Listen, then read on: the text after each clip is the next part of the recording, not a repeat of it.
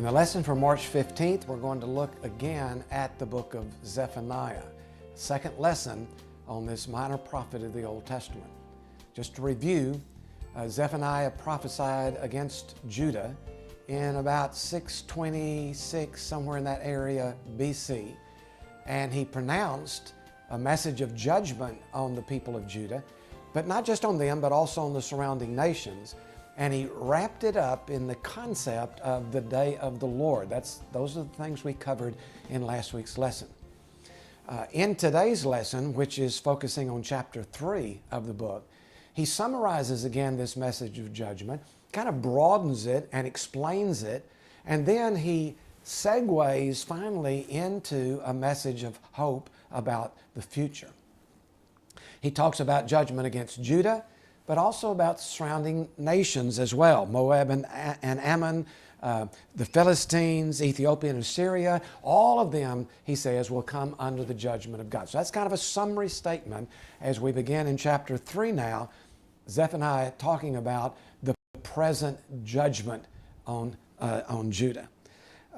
When he announces the judgment on all these different nations, he concentrates his attention, of course, on Judah. He is a prophet to Judah. He is prophesying to God's people. So the focus of his attention is on Judah, what will happen to them, and how they should respond. He labels the people of Judah, verse 1 of chapter 3, "Woe to the city of oppressors, rebellious and defiled." These are words he uses to describe them. Oppressors, rebellious, and defiled. And I think what he's saying here is that he's defining their judgment, or their sin, in terms that the earlier prophets used. He says they're oppressors. They mistreat the people. They don't deal with the people in the proper way, and because of that, they are rebellious and deceitful and defiled before God. Zephaniah indicts the people of Judah on 3 particular counts. And we see this in the opening verses of chapter 3.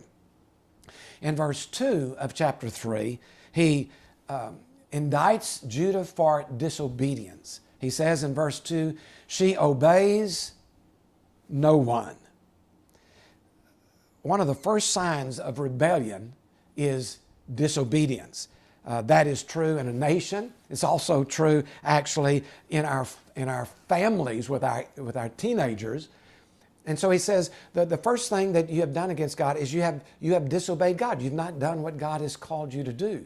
And this stands in contrast to what the people of Israel promised God they would do back on Mount Sinai. Remember in Exodus 24 verse 3, the people said in response to God giving them the law, "Everything that you have told us to do, we will do." Well, now, these centuries later, Zephaniah says, you have gone back on the promise of your ancestors. You are not doing what God has called you to do. The first indictment is disobedience. He then indicts the people for their hard-heartedness. He says at the end of verse 2, or in the middle of verse 2, "She accepts no correction." Now think about, if you've been a parent of a teenager, think about how that plays out. Kind of the first resistance, first act of rebellion of a child is they refuse to listen to you. They refuse to take your advice. Zephaniah says this is what the nation of Judah has done as well. Judah refuses to acknowledge the wisdom of God, refuses